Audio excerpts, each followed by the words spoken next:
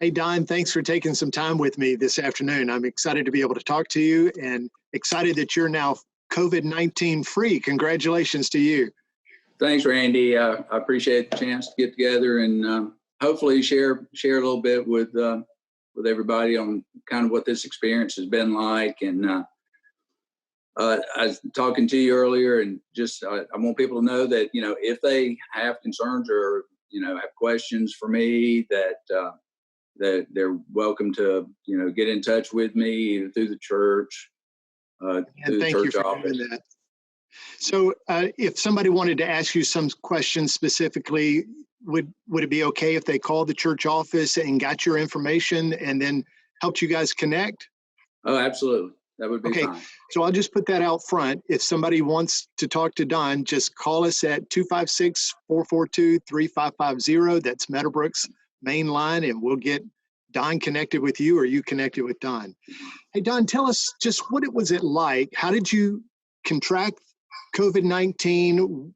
What was going on? What were your first symptoms? Just kind of roll us into that. You're the first person that I've talked to that I personally know who's had COVID-19. So give us some information about it.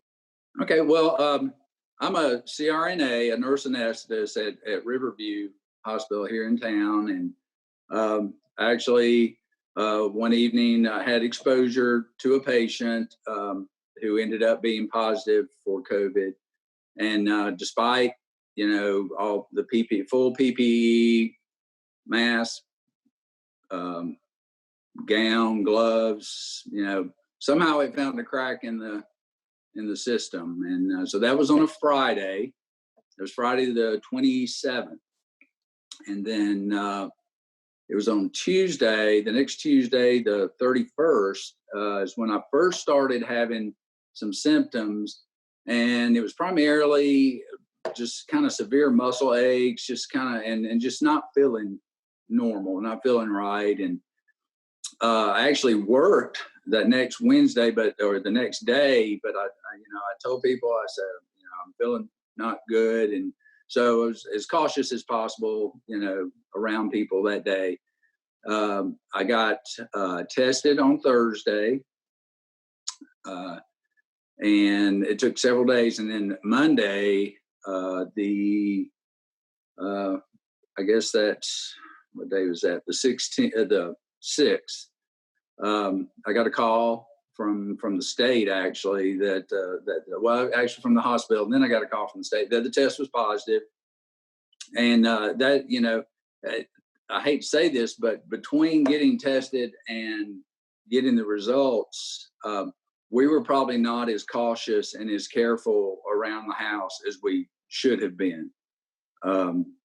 We were kind of distant, but not to the degree it turns out we needed to be. So when that call came, it was it shook us up pretty good. I'm sure, but the rest of your family didn't contract any of this, did they? No, we thank God. At that point, I went full quarantine back, in my bedroom. Anytime they were around, they were wearing masks and, around me, but they weren't around me very much. So it was essentially a 2-week period where I was isolated. But my family, as far as I really didn't. I skipped over the symptoms. Really, I know everybody's heard a lot and probably read a lot, but for me, the first week was still kind of the aches and just fatigue, just extremely fatigued. You didn't want to be up, and then the second week, the fever hit me, and my fever was never extremely high. It would run anywhere from mid 99.5 up to 100.6. And I was just kind of taking Tylenol, round the clock, and it would keep it toned down, but it never really gave way.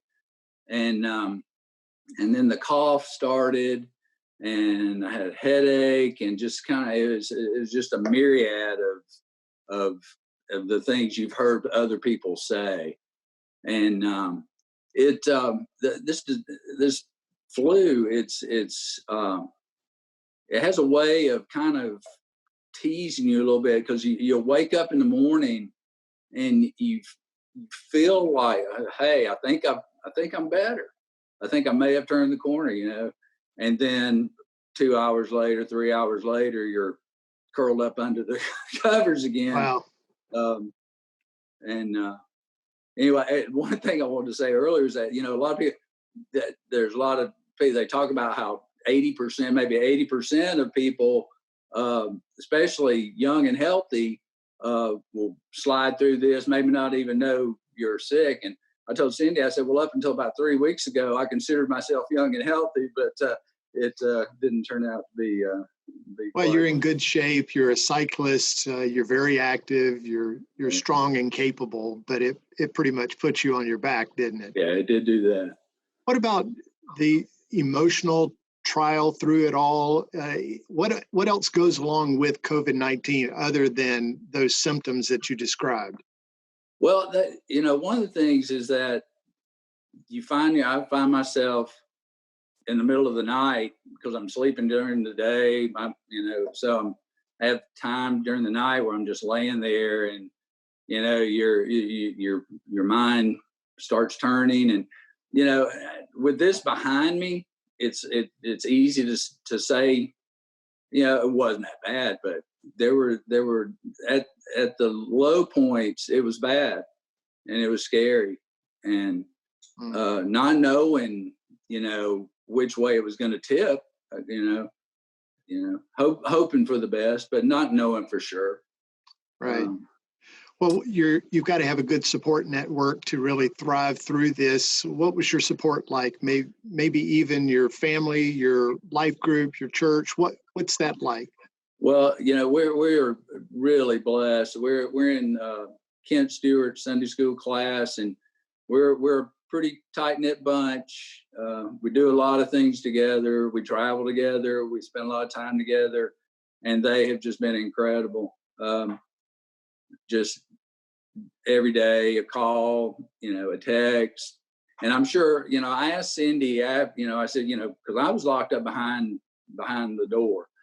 I asked her and Drew the other day, I said, what was it like on the other side of the door? And they said it was very scary and very tense. And, I guess they kind of hid that from me for most part. But, along with the Sunday school, you've been in touch with me several times. I had several church members, message me, text me.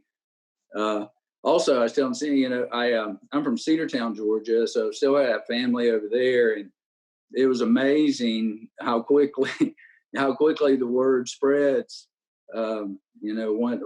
Once we let them know, and I was getting messages and texts from old high school friends, and so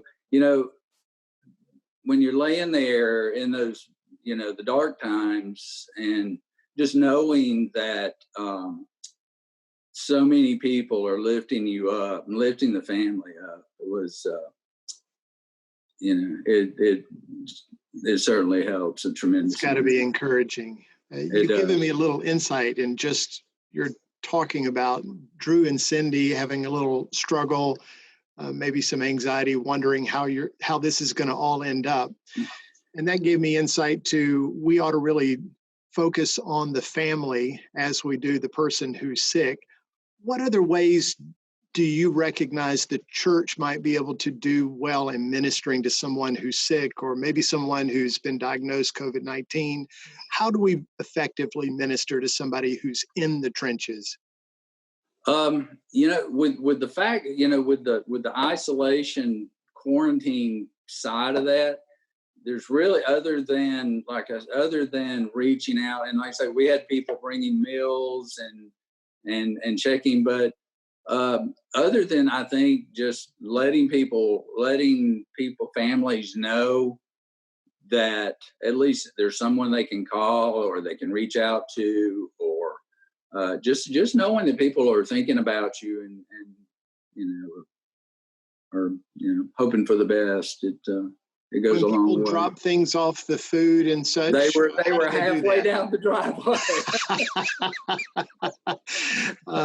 That's a balance of doing and having faith, isn't it?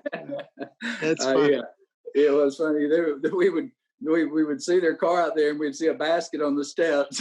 Oh, that's great. We would talk from a distance. So, yeah, well, you're probably grateful to see that. So there are many times in our life that the Lord uses trials and suffering to really develop us and to draw us nearer to Him, certainly to have a greater dependency on Him. In this battle that you've had, did you experience spiritual growth in any way?